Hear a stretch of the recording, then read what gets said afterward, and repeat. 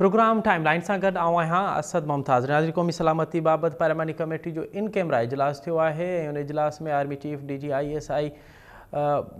इजलास के ब्रीफिंग ॾिनी आहे मुल्की मौजूदा सिक्योरिटी हालतुनि बाबति। ऐं उन में चयो वियो आहे त अफ़गानिस्तान मां जेका दहशतगर्दी जूं कार्रवायूं ऑपरेट थियनि पियूं उनखे बेनकाब बि कयो वेंदो। उन हवाले सां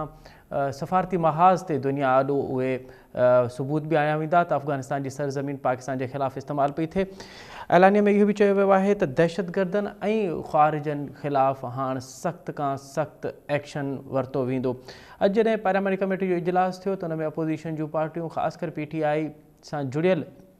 हिकु अॻवान हा ऐं उन सां अपोज़िशन जो को इतिहाद आहे उन शिरकत न कई आहे। उन जा कहिड़ा सबब आहिनि ऐं इन बाबति अञा वधीक कहिड़ा कहिड़ा फ़ैसिला वरिता विया आहिनि ऐं जेको कुझु 2-3 ॾींहंनि खां जेको मेन स्ट्रीम मीडिया में इहो बहस पियो हले त हिकु दफ़ो ॿीहर बलूचिस्तान ऐं KPK में ऑपरेशन जूं तयारियूं पई कयूं वञनि ऐं वफ़ाक़ी हुकूमत सूबाई हुकूमत सां गॾिजी हिकु ग्रैंड ऑपरेशन लॉन्च करण वारी आहे। इन बाबति मालूम कंदासीं त हीअ जेको अॼोको पार्लियामानी कमेटी जो इजलास हो उन में कहिड़ा फ़ैसिला वरिता विया आहिनि ऐं मुस्तक़बिल हवाले सां कहिड़ी हिकमत अमली अख़्तियार कई वई आहे। MB सुब्रो साहब असांखे जॉइन कयो आहे, सीनियर सहाफ़ी आहिनि, तजनिगार आहिनि, कॉलमिस्ट आहिनि, टाइम न्यूज़ ऐं पंहिंजी अख़बार जा इस्लामाबाद जा सीनियर कॉरस्पॉन्डेंट आहिनि। ऐं उन सां गॾोगॾु असांखे जॉइन कंदो मुल्क जो मुमताज़ तजनिगार कॉलमिस्ट ऐं अॻूणो सफ़ीर जनाब GR बलोच साहब। MB सुब्रो साहब, अव्हां खां प्रोग्राम जो आगाज़ पिया कयूं। सभ खां पहिरियां त हीउ जेको इजलास थियो आहे उन जे ऐलानिए में कहिड़ियूं पॉइंट्स कहिड़ा पॉइंट्स रेज़ कया विया आहिनि ऐं हींअर जेके रिसेंटली कार्रवायूं थियूं आहिनि जेके बलूचिस्तान में थियूं आहिनि KPK में थियूं आहिनि उन्हनि बाबति इजलास में कहिड़ा फ़ैसिला वरिता विया? जी असद, अॼु क़ौमी सलामती कमेटी जो इजलास थियो आहे ऐं उहो इन कैमरा इजलास हो। स्पीकर अयाज़ सादिक सदारत कई। उन में आर्मी चीफ ऐं इंटेलिजेंस ISI जे सरबराह खां वेंदे फ़ौजी अख़्तियारियूं शामिल थियूं। वज़ीर आज़म ऐं मुख़्तलिफ़ पार्टी जा पार्लियामानी लीडर उन में हुआ, पर अपोज़िशन जी जेका पार्टी आहे PTI उन शिरकत न कई ऐं न ई महमूद ख़ान अचगई ऐं न ई अख्तर मेंगल। डॉक्टर मेंगल इस्तीफ़ा ॾिनी आहे पर उनजी इस्तीफ़ा मंज़ूर न आहे थी, इन करे उनखे दावत ॾिनी वई हुई ज़रियनि जे मुताबिक़, पर उहो शरीक न थियो। जेको तव्हांजो सुवालु आहे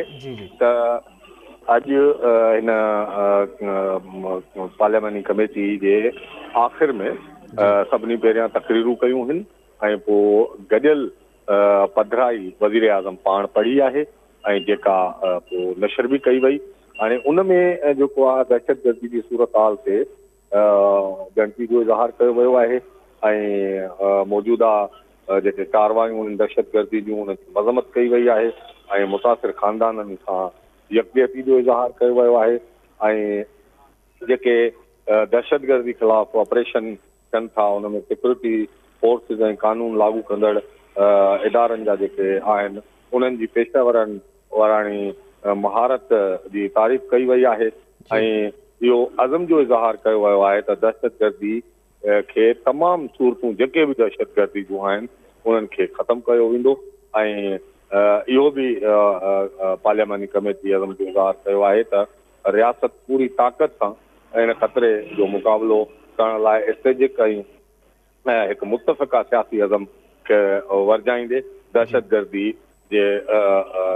जो ख़ात्मो कंदी। ऐं इन हवाले सां इहो चयो वियो त जेको दहशतगर्दी जो नेटवर्क आहे उनजे लॉजिस्टिक सपोर्ट ऐं दहशतगर्दी जे गठजोड़ खे तोड़ण लाइ नेशनल एक्शन प्लान ऐं अज़म इस्तेहकाम ऑपरेशन जेका आहे उनजी हिकमत अमली ते फौरी अमल दरामद करण जी ज़रूरत आहे। इहो कमेटी ते ज़ोर ॾिनो आहे। उनखां सवाइ जेके प्रोपेगेंडा फैलाइण आहे या मुख़्तलिफ़ सोशल मीडिया जो उन हवाले सां इस्तेमालु आहे उन ते ॻणितीअ जो इज़हार कयो वियो ऐं इन हवाले सां उन जे लाइ जोगा क़दम खणण ते ज़ोर ॾिनो वियो आहे। इहो क़ौमी सलामती कमेटी जे इजलास में चयो वियो त जेका कानून लागू कंदड़ इदारा आहिनि उन्हनि जी कुर्बानियुनि जो एतिराफ़ कयो वियो ऐं दहशतगर्दी ख़िलाफ़ जंग में पाक फ़ौज ऐं इंटेलिजेंस इदारनि सां क़ौम गॾु बीठी आहे इहो इज़हार कयो वियो ऐं हिन ते ज़ोर ॾिनो वियो त अॼु जेके सियासी पार्टियूं शामिल न थियूं उन ते अफ़सोस जो इज़हार कयो वियो ऐं इहो चयो वियो त उन्हनि सां मशावरती अमल खे जारी रखियो वेंदो ऐं इहो गॾियल पधिराई हुई ऐं इन इजलास खे आर्मी चीफ बि ख़िताब कयो जेको अहम ख़िताब हुयो। अच्छा एम बी साहब वरी ॿुधाइजो त जेको ऐलानिया जारी कयो वियो आहे पधिराईअ खां जारी कई वई आहे उन में लफ़्ज़ इस्तेमालु कयो वियो आहे ख़ारिज ऐं दहशतगर्दनि ख़िलाफ़ को इन में को डिफ्रेंशिएट कबो त हाणे दहशतगर्द कहिड़ा आहिनि ऐं ख़ारिज कहिड़नि लाइ इस्तेमालु कयो वियो आहे? वो ख़ारिज जेको आहे उहो दहशतगर्दनि जे लाइ ई लफ़्ज़ इस्तेमालु कयो वेंदो आहे ऐं इहो दहशतगर्दी आहिनि मिलिटेंट आहिनि। हाणे असुल में जेको तव्हां इब्तिदा में चयो त बलूचिस्तान में ऑपरेशन जो को ॻाल्हियूं थी रहियूं हुयूं त बलूचिस्तान में ऑपरेशन करण जो पहिरियों फ़ैसिलो थी चुको आहे। बलूचिस्तान में ऑपरेशन हलंदड़ आहे ऐं अॼु बलूचिस्तान जी सिचुएशन ते तफ़सीली ॻाल्हि ॿोल कई वई आहे ऐं जेके असांजा ज़रिया ॿुधाइनि पिया त अली अमीन गंडापुर जेको PTI जो आहे ऐं KPK जो चीफ मिनिस्टर आहे उन ॻाल्हि ॿोल जी तजवीज़ रखी पर उनजो वज़ीर दिफ़ा जवाबु ॾिनो ऐं चवनि ज़रियनि जो चवणु इहो आहे त वज़ीर दिफ़ा जो चवणु हो त जॾहिं PTI जी हुकूमत हुई तॾहिं दहशतगर्दनि सां ॻाल्हियूं कयूं वयूं हुयूं उन्हनि जा नतीजा असां ॾिसी चुका आहियूं ऐं हाणे जेके रियासत जी रिट खे चैलेंज कनि था उन्हनि सां उन तरीक़े सां मुंहुं ॾियण जी ज़रूरत आहे त बलूचिस्तान वारी सिचुएशन ते बलूचिस्तान में ऑपरेशन हलंदड़ आहे ऐं KPK में बि दहशतगर्दी जे ख़िलाफ़ ऑपरेशन हलंदड़ आहे। हाणे उन जे हवाले सां जेको हिकमत अमली आहे ऐं नेशनल एक्शन प्लान आहे उन ते अमल दरामद ते ज़ोर भरियो आहे। इहा पधिराई ऑफिशियल आहे ऐं इहा वज़ीर आज़म पाण पढ़ी आहे जेके नशर कयो वियो आहे त हाणे नेशनल ॾिसणो इहो आहे त नेशनल एक्शन प्लान जेको पहिरियां ठहियो हुयो APS वाक़े खां पोइ उनखे रिवाइज़ कयो हुयो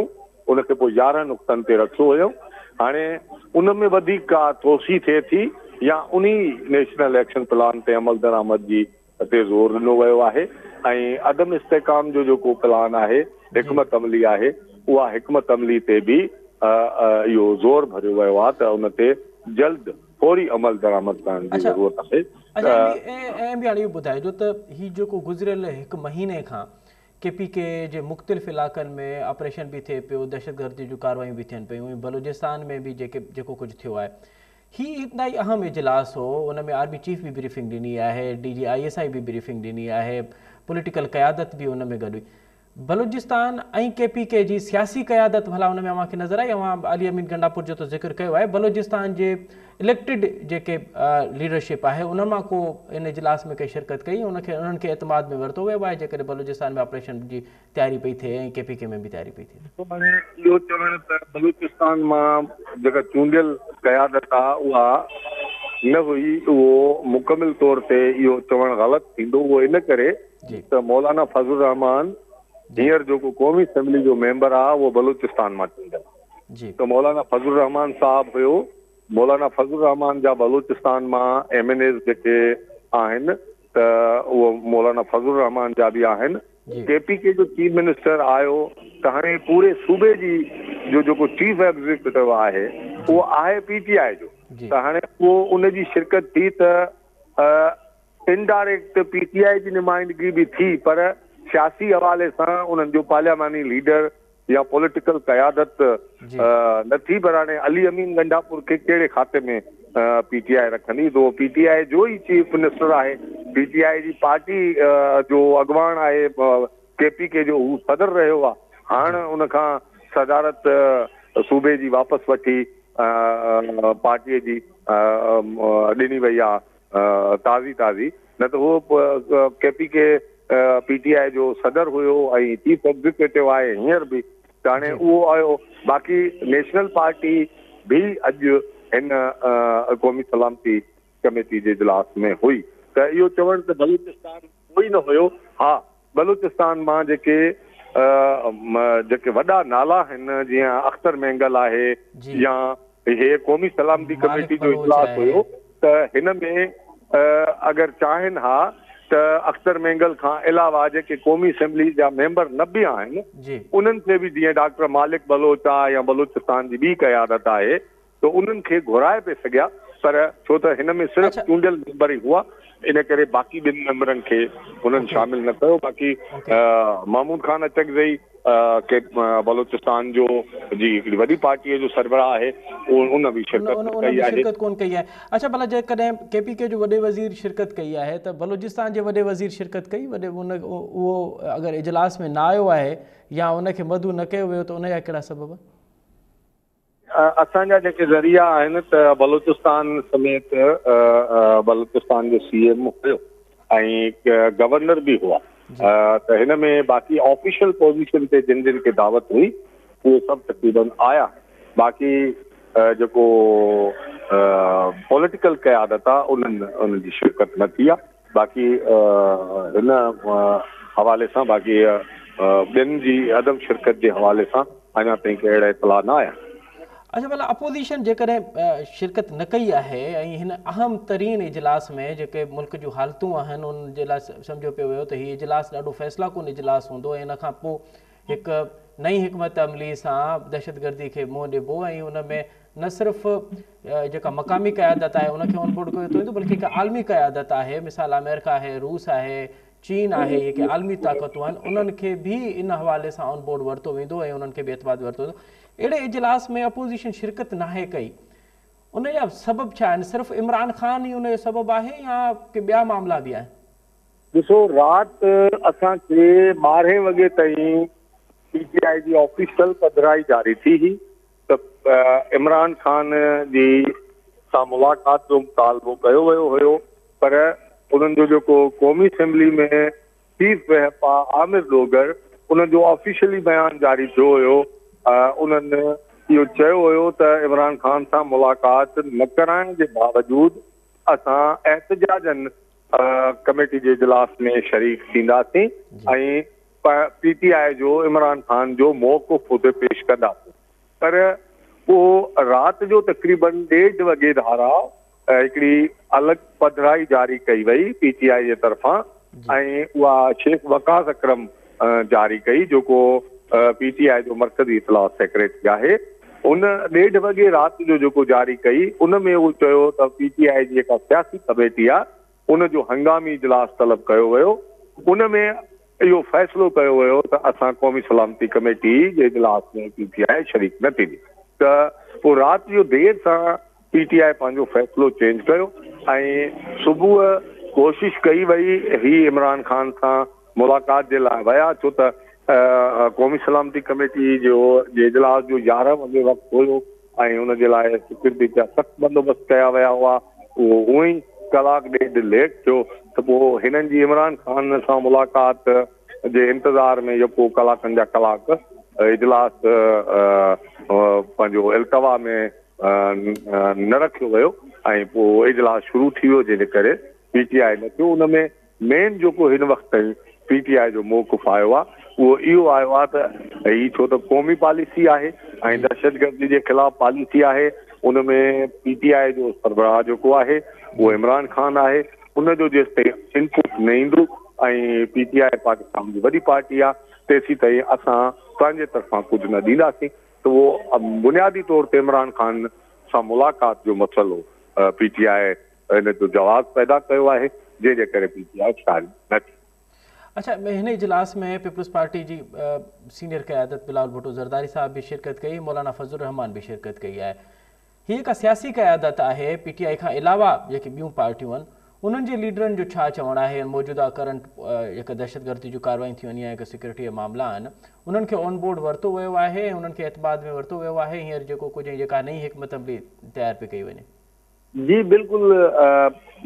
तफ़सीली ब्रीफिंग ॾिनी वई आहे जेके मुंहिंजा इतला आहिनि त सवालनि जवाबनि जो पहिरियां असांखे ॿुधायो पियो वियो त ब्रीफिंग खां पोइ सवालनि जवाबनि जी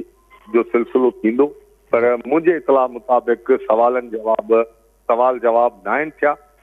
ऐं सिर्फ़ु ब्रीफिंग ॾिनी वई आहे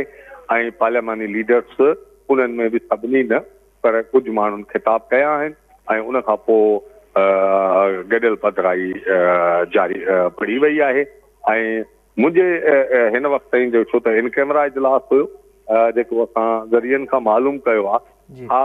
मौलाना फज़लुर रहमान माज़ी में जेके दहशतगर्दी जे ख़िलाफ़ पॉलिसी रखियूं वयूं आहिनि उन्हनि जी तनक़ीद कई आहे मौलाना फज़लुर रहमान। मौलाना फज़लुर रहमान जो इहो चवणु हुयो त 9/11 खां पोइ जेको अफ़गान वार में पाकिस्तान शामिल थियो उहो ग़लति फ़ैसिलो हुयो। उन में असांखे पराई जंग में असांखे हिसो न वठणु खपंदो हुयो, जेको असां वरितोसीं उनजो असांखे पाकिस्तान खे इलाही नुक़सानु थियो आहे। पर छो त मुंहिंजा ज़रिया जेके ॿुधाइनि पिया त मौलाना फज़लुर रहमान खां पोइ तक़रीर जो मौक़ो मिलियो बिलावल भुट्टो ज़रदारी साहब खे, त मौलाना बिलावल भुट्टो ज़रदारी साहब जो इहो वाज़े तौर ते चवणु हुयो त दहशतगर्दी खे जड़ खां ख़तमु करणो आहे ऐं इन जे लाइ अगर मगर वारो जेको पॉलिसी आहे इहा न हलंदी, बिल्कुलु वाज़े थी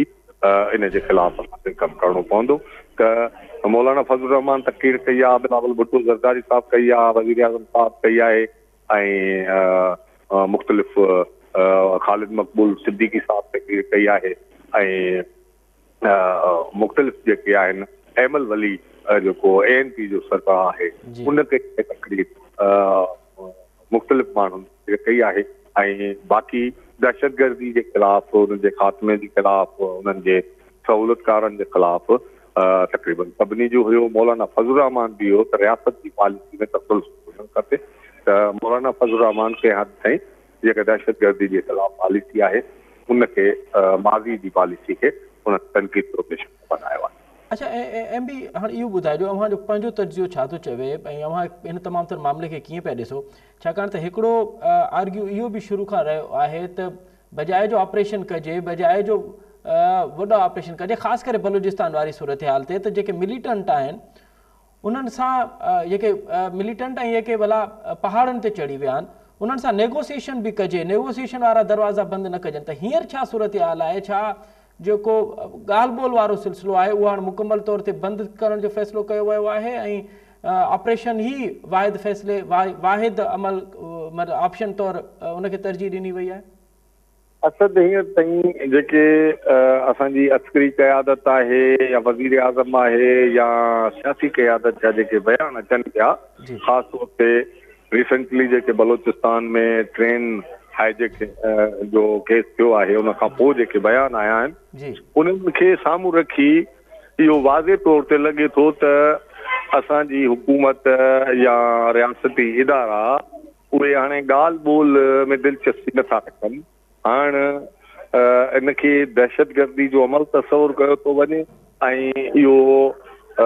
वाज़े कयो पियो वञे त हाणे इन्हनि जे ख़िलाफ़ कार्रवाई ई थींदी। हाणे छो त बलूचिस्तान जी सिचुएशन हिकिड़ी अलॻि थलॻि सिचुएशन आहे। बलूचिस्तान में जेके आहिनि मिलिटेंट उहे तालिबान खां मुख़्तलिफ़ आहिनि। हाणे उन्हनि खे अगरि तालिबान ऐं ॿियनि दहशतगर्दनि सां गॾु मिलाए कंदा त बलूचिस्तान जो इहो मुस्तक़िल सियासी हल न थींदो मुंहिंजी नज़र में। उन्हनि जे लाइ एंड ऑफ द डे तव्हांखे ॻाल्हियुनि ॾे वञिणो पवंदो, छो त असांजी रियासत पहिरियां बि नवाब भुक्तीअ सां ॻाल्हियूं न कयूं ऐं नवाब भुक्तीअ सां ॻाल्हियूं न करे हालतूं बलूचिस्तान जूं किथे वञी पहुतियूं आहिनि उहो उन्हनि खे अंदाज़ो करणु खपे। हाणे बि जेका सिचुएशन आहे बलूचिस्तान जी सिचुएशन जो हल ॻाल्हियुनि में आहे। हाणे ॻाल्हियुनि जो अमल स्टार्ट करण बि माज़ी खां इलाही मुख़्तलिफ़ आहे, छो त हाणे पहिरियां जेके बलूचिस्तान में सरदार हुआ उहे पहिरियां ताक़तवर हुआ इलाही, पर हाणे जेके सरदार आहिनि उहे इररिलेवेंट थी विया आहिनि। हाणे ॿारनि बलोच ऐं नौजवाननि जे हथ में मामला अची विया आहिनि। त हाणे ॻाल्हियूं स्टार्ट करण ऐं ॻाल्हियुनि ते माण्हुनि खे आमादा करण जे लाइ बि तमामु वॾियूं कोशिशूं करणियूं पवंदियूं, पर बलूचिस्तान जे मसइले जो हल रुगो ॻाल्हियूं आहे, नेगोसिएशन आहे ऐं जेके जाइज़ मुतालबा आहिनि उन्हनि खे तस्लीम करण में आहे। असां वटि ॾिसो पाकिस्तान ऐं भारत जूं जंगूं थियूं आहिनि, पर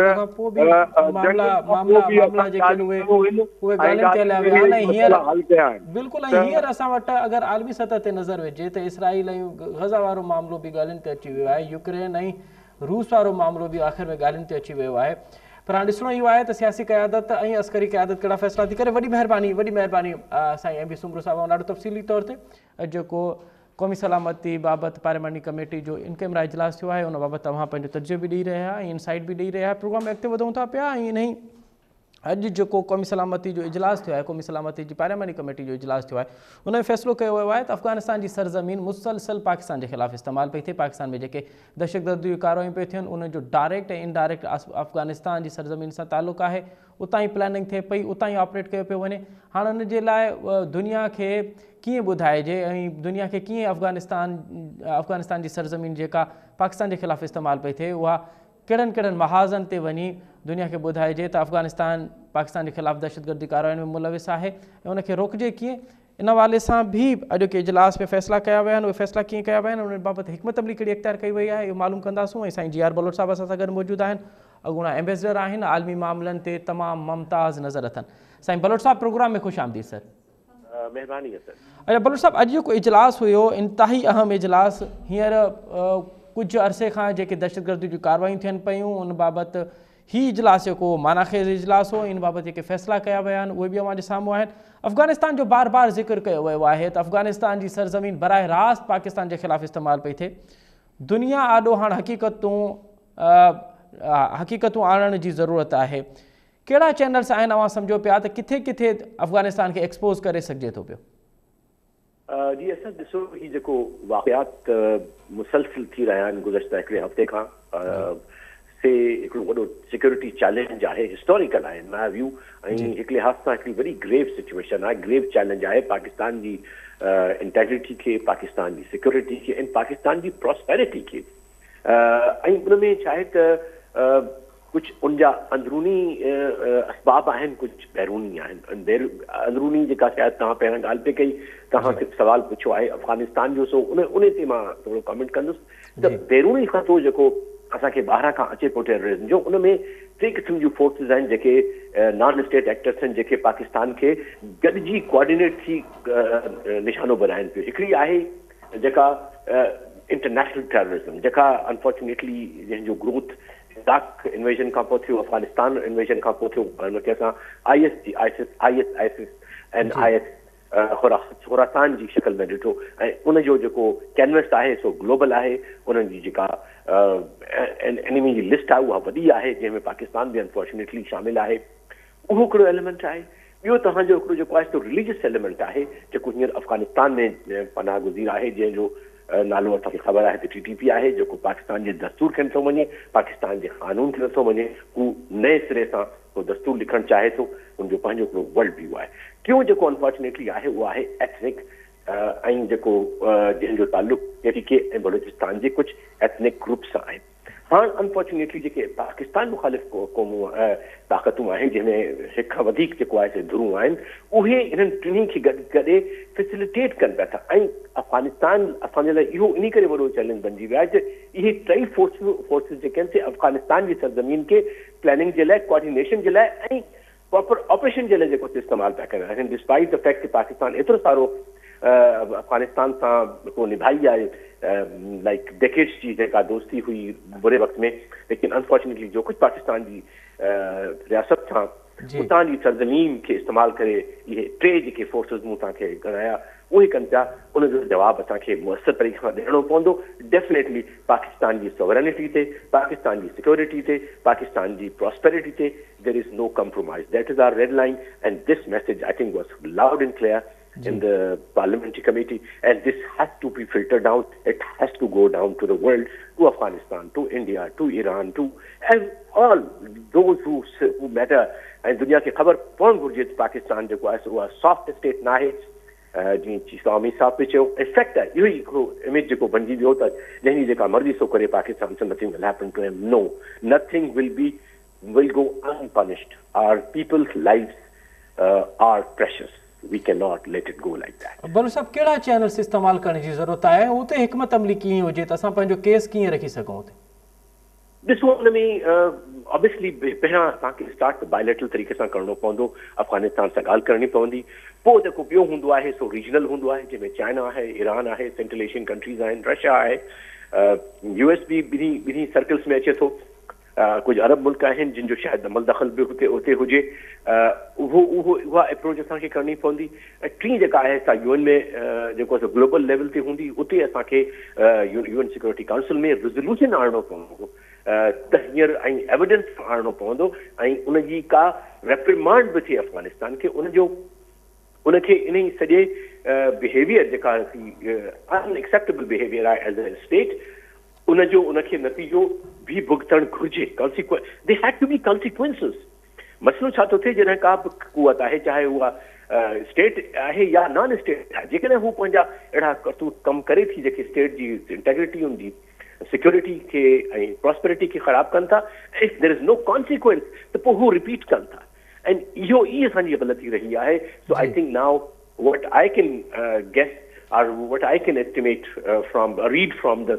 जेका आज मीटिंग थी आहे त हाणे there will be consequences for those who जेके पाकिस्तान जी स्टेट खे नुक़सान पहुचाइण चाहिनि था, उनजी इंटीग्रिटी खे, उनजी इकोनॉमी खे ऐं उनजे नेशनल कोहेजन खे। जी बलूर साहब, अव्हांखे छा पियो लॻे त हीउ जेको अफ़गानिस्तान जो बार बार ज़िक्र पियो थिए ऐं अव्हां जे साम्हूं हालतूं बि आहिनि ऐं अव्हां जी स्टडी बि हिन ते आहे, इहो मामिलो सिर्फ़ु अफ़गानिस्तान जी सरज़मीन ताईं मौजूदु आहे, उनजी हुकूमत ताईं मौजूदु आहे, या अव्हां सम्झो पिया त के ॿियूं क़ुवतूं ऐं ॿिया गिरोह ऐं ॿिया मुल्क बि हिन में शामिल आहिनि जेके पाकिस्तान जी सलामती खे नुक़सान ॾियण लाइ हर वक़्तु कोशिश आहिनि? डेफिनेटली ताना बाना जेके आहिनि से पाकिस्तान मुखालिफ़ जेके क़ुवतूं रीजनल आहिनि, एक्स्ट्रा रीजनल आहिनि, उन्हनि सभिनी जो ताना बाना जेके आहिनि अफ़गानिस्तान सां ई मिलनि था। लेकिन उनमें जेको असां अफ़गानिस्तान ते इन करे पिया था रिस्पॉन्सिबिलिटी विझूं त हुनखे ॿुधायो वियो आहे हिकु दफ़ा न केतिरा दफ़ा असांजी जेका आहे त हुकूमत उन्हनि खे एविडेंस ॾिनो आहे, but they have not moved at all. उन्हनि जी पंहिंजी कमिटमेंट हुई दोहा एग्रीमेंट में त हू कॾहिं बि इजाज़त कोन ॾींदा त उन जेका सरज़मीन आहे त नॉन स्टेट एक्टर्स कंहिं ॿी कंट्री जे ख़िलाफ़, ऐं ख़ासि तौर ते पाकिस्तान जेको जंहिंखे वॾी क़ीमत अदा कई आहे अफ़गानिस्तान जी क्राइसिस में,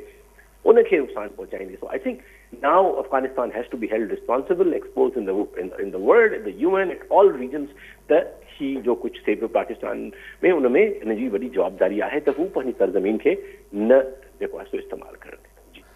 अव्हां नथा सम्झो त ख़ुदि अमेरिका लाइ बि हीअ जेके मामला थियनि था पिया ऐं हीउ खितो अगरि पुरअमन न हूंदो त उन जे लाइ बि चैलेंजिंग आहे, छाकाणि त हीअ सिर्फ़ु जेका जंग आहे उहा मुआशी जंग सां बि इन जो डायरेक्ट तालुक़ु आहे। जेकॾहिं अमेरिका हिन बाबति सीरियस नथो थिए त पोइ हीउ हिते जेको चाइना जो इन्फ्लुएंस वधे थो पियो, उनखे काउंटर करण लाइ अमेरिका खे टाइम लॻंदो ऐं ॾुखियो थींदो वेंदो जेकॾहिं हू मामलनि खे जीअं जो तीअं छॾे थो। त बिल्कुलु सही ॻाल्हि था चओ तव्हां, बिल्कुलु असेसमेंट करेक्ट आहे त अमेरिका जेको आहे सो उनजे लाइ बि इम्प्लीकेशन आहिनि, दुनिया जे लाइ ओवरऑल बि आहिनि। ऐं उन लाइ तव्हां इहो ॾिठो त president Trump despite the fact के काफ़ी सारी चमे गोयूं हुयूं प्रेस में त पाकिस्तान ख़िलाफ़ का मुखालफ़त ईंदी, लेकिन पाकिस्तान जो जेको जेस्चर हुयो टू हैंड ओवर उहो जेको हुयो रिस्पॉन्सिबल माण्हू जेका बॉम्बिंग थी हुई जॾहिं विड्रॉ पे कयो US ट्रुप्स, त उन एम्फेसाइज़ कयो त असांजी cooperation with Pakistan on international terrorism will stay. So I think उनमें असांखे इन ते कैपिटलाइज़ करणु घुरिजे, इनखे वधीक डेवलप करणु घुरिजे, उन सां ॻाल्हि ॿोल वधीक हुअणु घुरिजे, छाकाणि जो कोई शक न आहे ऐं बिल्कुलु दुरुस्त आहे तव्हांजी असेसमेंट आहे, टोटली सपोर्ट त अॻिते हली इहे जेके वनरेबिलिटीज़ असांजियूं आहिनि से अमेरिका जूं थी सघनि थियूं ऐं अमेरिका जा ॿिया जेके अहिड़ा मुल्क आहिनि, अरब मुल्क ख़ासि तौर ते उन्हनि ते थी सघे थो, यूरोपियन मुल्कनि ते थी सघे थो। ऐं इहा ई जेको आहे सो नैरेटिव असांखे अॻिते वधाइणु घुरिजे, ॻाल्हि ॿोल करणु घुरिजे। जेके इंपॉर्टेंट कैपिटल्स आहिनि, ब्रसल्स आहे, यूरोपियन यूनियन आहे, फ्रांस आहे, लंडन आहे, ऐं ॿियूं जेके कैपिटल इंपॉर्टेंट आहिनि पर उन्हनि खे बि विसारणु न घुरिजे जेके असांजा मुस्लमान मुल्क बि आहिनि, इंडोनेशिया, मलेशिया जेके इन्फ्लुएंशियल टर्की फॉर एग्जाम्पल, उनखे असांखे पाण सां गॾु मिलाइणु घुरिजे ऐं हिकिड़ो कंबाइंड कलेक्टिव जेको आहे सो हिकिड़ो फ्रंट इन ई बीमारी जे ख़िलाफ़ इन ई जेको कैंसर आहे टेररिज्म जो, उनखे ख़तमु करण जे लाइ असांखे इहे सभु कुझु कोशिशूं करणियूं पवंदियूं। जी बलूर साहब, हीउ जेको बार बार असांजी अस्करी ऐं सियासी क़यादत इन ॻाल्हि ते ज़ोर पई ॾे ऐं सबूत बि खणी थी अचे त अफ़गानिस्तान में अमेरिकन जेके हथियार, जेके नेटो जा हथियार आहिनि, उहे इस्तेमालु थियनि था पिया ऐं उहे हाणे डायरेक्ट पाकिस्तान जी सरज़मीन, पाकिस्तान जे ख़िलाफ़ु इस्तेमालु थियनि था पिया। त इनखे कीअं रोकिजे, इन लाइ कहिड़ी हिकमत अमली इख़्तियार कजे त बाबा हे जेको कुझु थिए थो पियो उन जा ताना बाना अव्हां जी ग़लतियुनि जे करे हाणे असां था भोॻियूं? या आई थिंक उनजो एहसास ऑलरेडी ट्रम्प के आहे, ट्रम्प चई चुको आहे त असां इहो सॼा वेपन्स वापसि वठंदासीं। ऑल्दो अफ़गानिस्तान उनखे रिजेक्ट कयो आहे त असां वापसि हली ईंदासीं, लेकिन कम से कम इहो हिकिड़ो टॉकिंग पॉइंट ज़रूरु असां वटि आहे। ऐं को अहिड़ो UN जो मैंडेटरी रेज़ोल्यूशन पास कजे जंहिंमें जिन तहत इहे जेके वेपन्स आहिनि का इंटरनेशनल कमेटी थे या का इंटरनेशनल का अहिड़ी फोर्स ठहे जेका ज़ाहिर है कोऑपरेशन करणो पवंदो उनखे, लेकिन लीवरेज ज़रूरु आहे न दुनिया खे, छाकाणि जो अफ़गानिस्तान जो हींअर ॿाहिरां अञा बि पैसा ॿाहिरां अचनि था। हिननि खे एज़ ए स्टेट हलाइण जे लाइ अञा ताईं हुननि खे ह्यूमैनिटेरियन असिस्टेंस US खां ईंदी रही आहे। सो दुनिया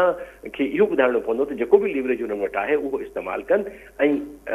may be weapons for assistance जो को प्रोग्राम ठहे त भई तव्हां वेपन्स वापसि कयो त तव्हांखे असिस्टेंस वञा कोन मिलंदी। So I think there are several diplomatic tools जेके इस्तेमालु थी सघनि था ऐं वाकई पाकिस्तान खे इन ॻाल्हि ते तमामु एम्फेसिस करणु घुरिजे ऐं कोशिशि करे जेतिरा बि वापसि थी सघनि था वेपन उहे वापसि करणु घुरिजे। जी भलो साहब, जीअं मां शुरू में चयो त असांखे हिकु असांजा मुस्लिम दुनिया आहे, हिकु असांजा मुस्लिम बिरादर मुल्क आहिनि, उनखे उनजे साम्हूं बि इहो केस रखणु घुरिजे। तव्हां सम्झो पिया त अफ़गानिस्तान वारे मामले ते सऊदी अरब बि असांखे सपोर्ट करे सघे थो, उन खां का मदद वठी सघिजे थी पई हिन मामले? जी बिल्कुलु यकीनन। ऐं मुंहिंजो अंदाज़ो इहो आहे त जेको अॼु विज़िट शायदि अॼु शाम जो ईंदो या सुभाणे सुबुह जो 3 ॾींहंनि जो जेको विज़िट आहे सऊदी अरब में, उनमें इहो जेको मामिलो आहे टेररिज़म जो ऐं specially use of the Afghanistan territory for terrorism against Pakistan and other countries ज़रूरु डिस्कस थींदो, छाकाणि जो सऊदी अरब ऐं पाकिस्तान पाण में तमामु घणो कोऑर्डिनेशन में शुरू खां वठी अफ़गानिस्तान जे जिहाद खां वठी ऐं जेको बि स्ट्रगल रही आहे अफ़गानिस्तान जी गॾु रहिया आहिनि। ऐं it's a good idea to coopt them ऐं पोइ गॾिजी हिकिड़ी हिकमत अमली ठाही वञे जंहिंमें ॿिया बि मुल्क मुस्लमान ऐं अरब अचनि जेके इंफ्लुएंशियल आहिनि ऐं हिकिड़ी गॾियल इज्तिमाही स्टडीज़ सां इन मसइले खे हल कयो वञे। जी बिल्कुलु साहब, बिल्कुलु सर लास्ट में ॿुधाइजो त वे फॉरवर्ड छा हुजणु घुरिजे तव्हां मामले में?